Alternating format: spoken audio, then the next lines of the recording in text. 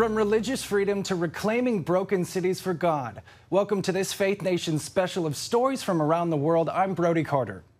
Well, China and Russia have long topped lists of the worst violators of religious freedom. A more recent addition to the State Department's annual report, Afghanistan. In tonight's top story, Abigail Robertson has more on the countries engaged in the most egregious violations of religious freedom and the United States response. This year's release opened on a positive note, highlighting certain progress worldwide in the expansion of religious freedom, like Iraq's first invitation to the Pope to visit the country. This report is about spreading that kind of progress to more parts of the world. Secretary of State Blinken sees the impact of the historic papal visit as profound. He sent a message not only to Iraqis, but to the whole world that Islam and other religions can sit together peacefully. Still, the report reveals much work to be done, calling out many repeat offenders like China for religious freedom violations. China continues its genocide and repression of predominantly Muslim Uyghurs and other religious minority groups. Since April 2017, more than 1 million Uyghurs, ethnic Kazakhs, Kyrgyz, and others have been detained in internment camps in Xinjiang. International Religious Freedom Ambassador Rashad Hussain claims Russia has doubled down on violations since invading Ukraine in March. President Putin sought to justify the unprovoked and unjustified invasion of Ukraine through the blatantly false pretext of denazification. The report also highlighted how religious freedom has deteriorated since the Taliban regained control of Afghanistan in 2021. The Taliban regime and rival militant group ISIS-K have detained, intimidated, threatened, and attacked members of religious minority communities. Hussain says thanks to technology and social media, the U.S. has more allies helping combat religious freedom violators than ever before. We have mechanisms to shed light on abuses taking place, and we have the means to hold bad actors accountable. Secretary Blinken and Ambassador Hussain both emphasized America's commitment to protecting and advancing religious freedom rights around the world and urged foreign governments to speak out and protect the most vulnerable. Reporting from Washington, Abigail Robertson, CBN News. When the United States withdrew from Afghanistan, there was a massive shift in America's intelligence community. As national security correspondent Caitlin Burke reports, eyes that once monitored Afghan threats are now refocusing on communist China. U.S. intelligence experts are in the business of adapting. During the Cold War, the focus turned to Russia. After 9/11, the priorities switched to counterterrorism. Now a new era is underway. We see a pivot back towards great power conflict, Russia and China in particular, but also Iran and North Korea. Challenges from nation states, not from terrorist organizations. Former CIA officer Paul Colby, now an intelligence expert at Harvard, says China in particular will be a long-term focus. China represents an enduring threat. So for the next 1, 2, 5, 10, 20, 50 years, we're going to be having some of the same discussions. To counter Beijing, intelligence agencies have quietly moved hundreds of officers and major resources to this threat. Last October, the CIA launched the China Mission Center, a unit focusing explicitly on Beijing. The CIA is also making emerging technologies a priority, given how the Chinese have used it as a primary means of espionage. The Chinese have shown that they are willing to pursue our personal data at a scale unlike anything anywhere else in the world. FBI Director Christopher Wray says China holds more U.S. corporate and international data than any other country combined, and regularly targets U.S. government, infrastructure, and research. Intelligence officials also believe this data is gathered through apps like TikTok. If you can collect that massive amount of data on a regular basis, just using artificial intelligence and other analytic tools, there's tremendous advantages if you can get that. Collecting data on Beijing, however, is no easy feat. China is a closed authoritarian state with a massive surveillance apparatus and major restrictions on what's allowed in and out of the country. Colby says the U.S. will need to take a play from their book to be effective. To understand what's happening in China, to understand their capabilities, and to understand their plans and intention, what's in Xi Jinping's head, That requires a large, focused, patient intelligence collection effort. Even as more attention shifts to China, intelligence officials say fighting al-Qaeda and other terror groups remains a top priority. Caitlin Burke, CBN News, Washington. A safe haven amid a humanitarian crisis. Next on Faith Nation, how a church in Mexico is reaching refugees trying to make it to America.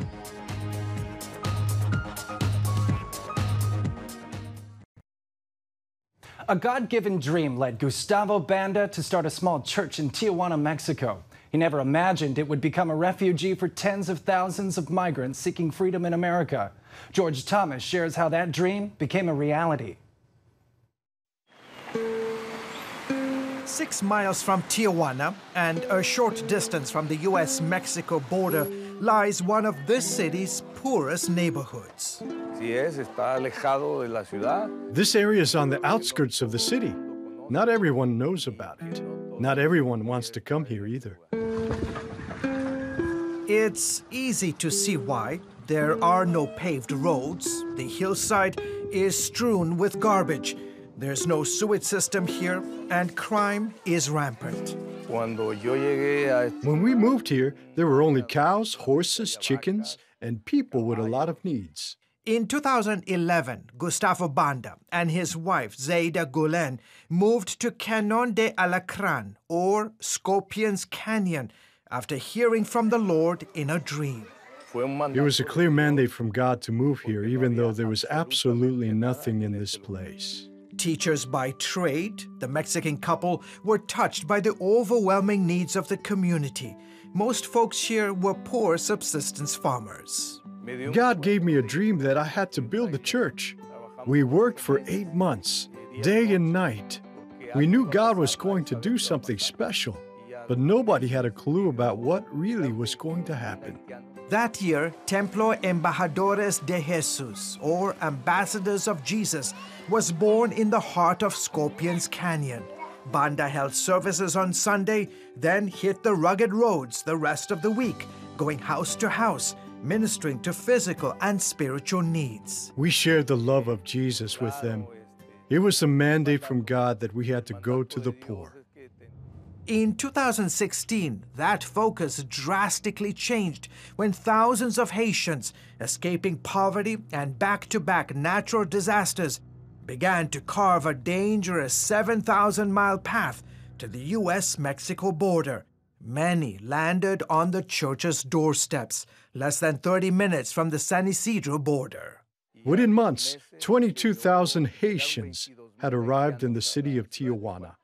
The church became a place of refuge. I did not know, nor did I ever imagine, that there would be so many people in the church. Since then, Banda has opened his church doors to migrants from all parts of the world. It started with migrants coming from Haiti, Africa, Pakistan, and the Middle East.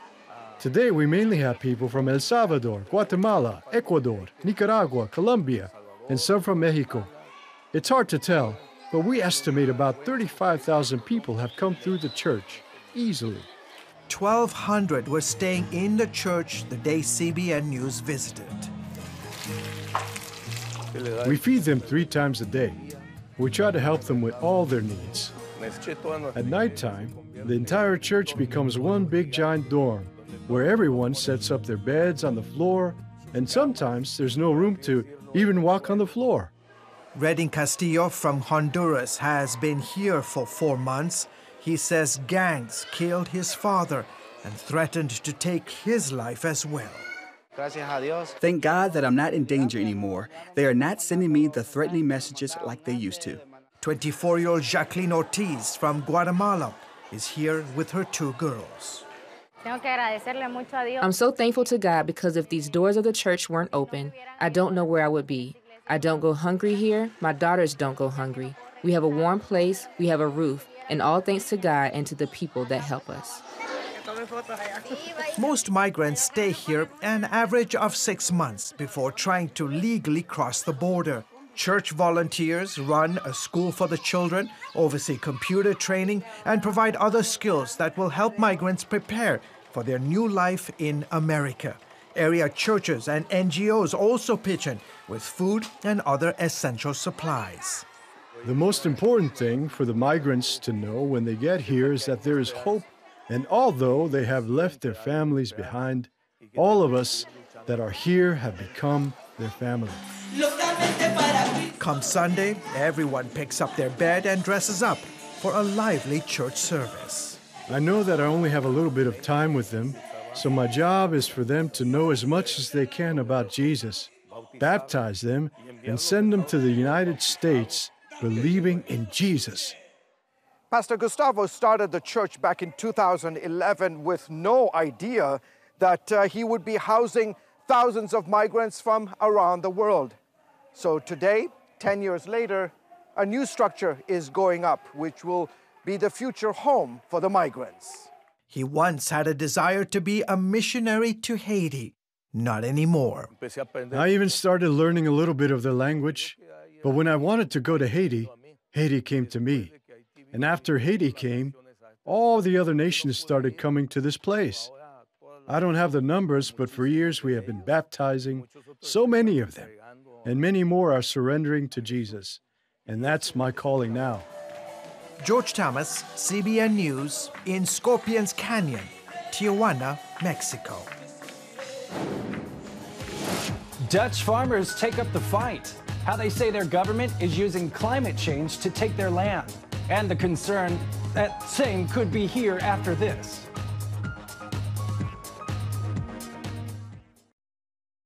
Welcome back. In the Netherlands, farmers are taking their tractors out of the fields and into the streets. They're protesting a government plan to shrink their farms and take their land, all in the name of climate change. Dale Hurd explains how what's unfolding there could soon happen here at home.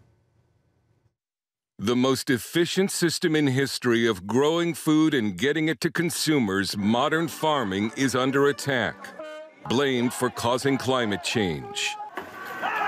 The world has watched as Dutch farmers fight for their economic survival against demands that they shrink their operations to suit the government's climate change agenda. The government has told farmers to cut ammonia emissions by 50%, and those near protected areas must reduce their operations by as much as 95%. Or they must sell their land to the government and face a lifetime ban from farming. Farmers responded by spraying government buildings with manure, and police shot at this 16-year-old boy.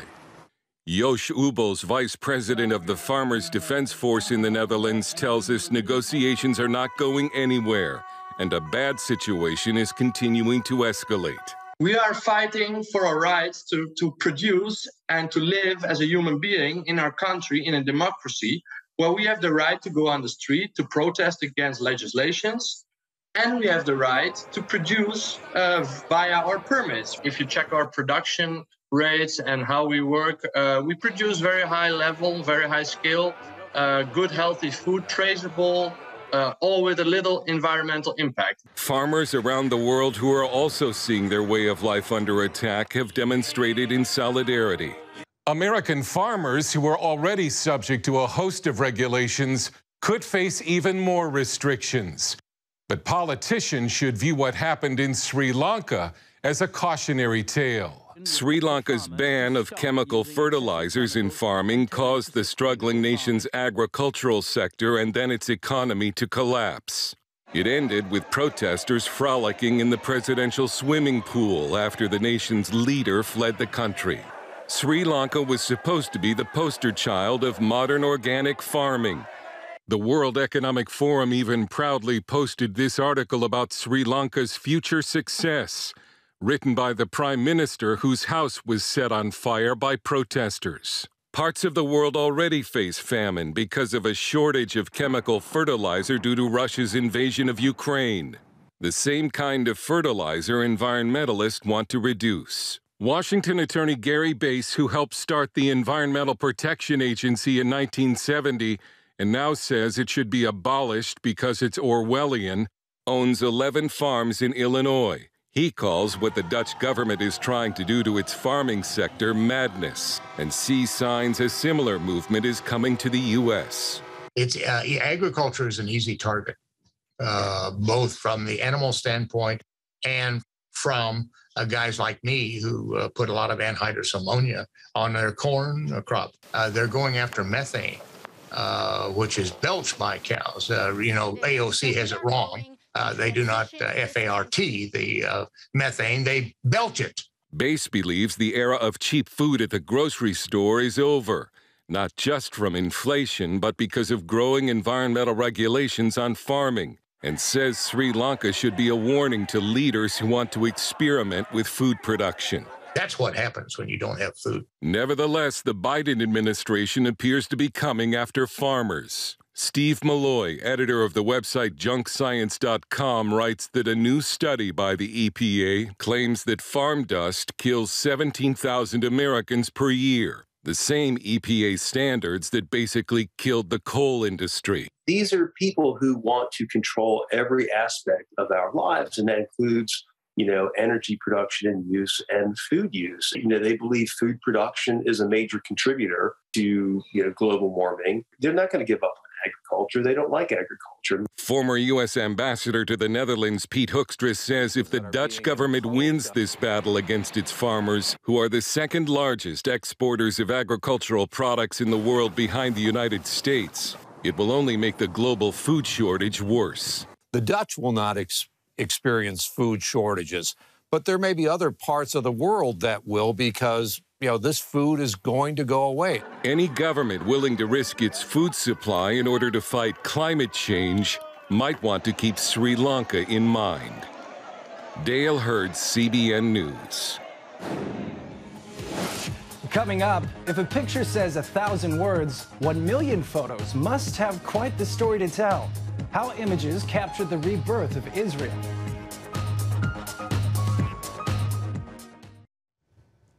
Before cell phone pictures or digital cameras, photographs helped document life.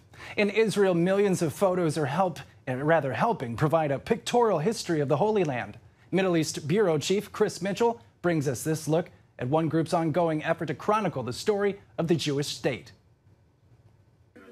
This may look like a storage room full of old files, although in reality, it's a treasure trove providing a pictorial history of Israel. We're at the heart of the archive, at the photo archive. This is the place where we can find printed photographs taken from early 20th century and all the way till the end of the printed material era.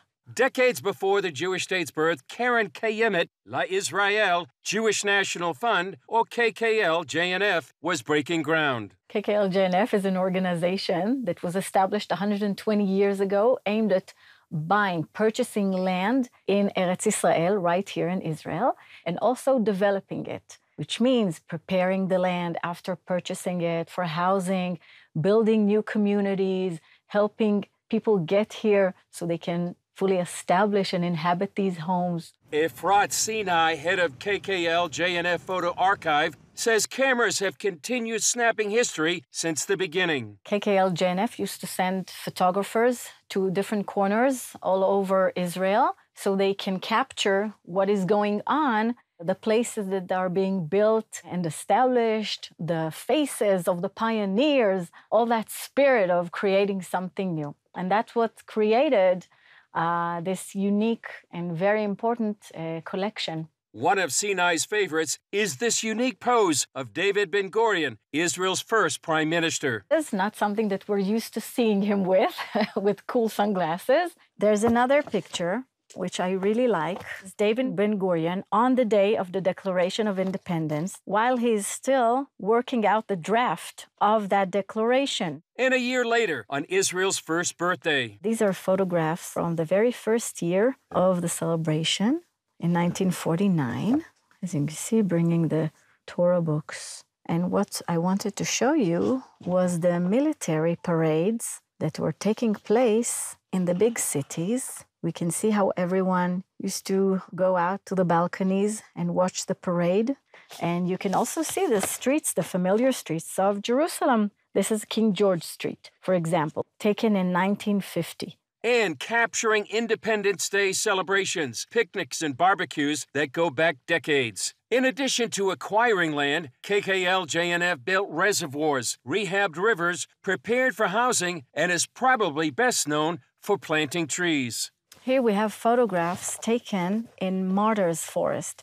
This is a forest that was planted in the early 1950s. It has 6 million trees planted in to commemorate the 6 million Jews who perished in the Holocaust. According to Sinai, it's estimated there were around 14,000 trees here when the Ottoman Turkish Empire ended more than 100 years ago. Starting 1908, we started trying to plant trees here. And nowadays, we're talking about over 240 million trees planted all over Israel. There's also historic Jerusalem, a photo overlooking the city from the Mount of Olives, the distribution of pasteurized milk to babies, the railway station from 1927, and the Western Wall in 1941, as well as photographs of Tiberias on the Sea of Galilee.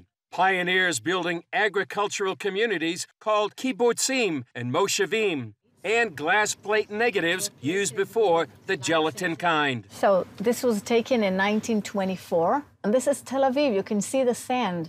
So it really is a city that rose from the sands. Throughout each year, KKL-JNF shares its historical highlights at exhibitions like this one in Jerusalem. We're displaying photographs 2.5 meters wide, historical photographs of Jerusalem that were colorized. KKL-JNF says many times when we look back at black and white photos, we tend to think the past was without color. But what they've done in this exhibit is use innovative colorization technology, along with research into the culture and fashion of the time, to color the photos and breathe new life into history. An exhibition also took place recently at the International Expo in Dubai.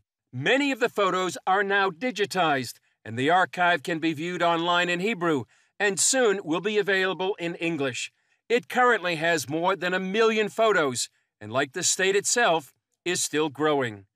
Chris Mitchell, CBN News, Jerusalem. Well, it certainly is beautiful to see where we come from and also find hope to know where we're headed in our future. That's going to do it for us tonight here at Faith Nation. We'll see you next time.